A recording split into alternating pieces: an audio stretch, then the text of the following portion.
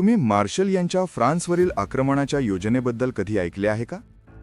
1942च्या वसंत ऋतूत अमेरिकन लष्करप्रमुख George marshal यांनी राष्ट्राध्यक्ष रूझवेल्ट यांचे जवळचे दूत हॅरी हॉपकिन्स यांच्यासह लंडनचा प्रवास केला.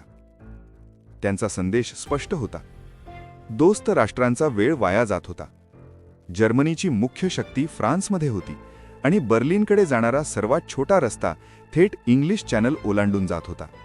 मार्शल यांनी 1943 मध्येच पूर्ण ताकदीनिशी आक्रमण करण्याचा आग्रह धरला. त्यांना त्यातील धोक्यांची पूर्ण जाणीव होती. अमेरिकन सैन्य मुख्यत्वे अननुभवी होते, लँडिंग क्राफ्टची कमतरता होती आणि एक अयशस्वी हल्ला विनाशकारी ठरू शकला असता. परंतु मार्शल यांना विलंबाची अधिक भीती वाटत होती.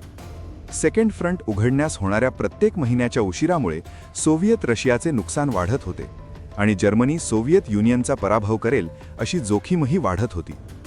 ब्रिटनचा याला तीव्र विरोध होता. पहिल्या महायुद्धाचा विदारक अनुभव आणि डनकर्कच्या आठवणींमुळे चर्चिल आणि ब्रिटिश हायकमांडने सावध केले की वेळेआधी केलेले आक्रमण आपत्तीत संपेल. शेवटी मार्शल हा वाद हारले आणि आक्रमण पुढे ढकलण्यात आले.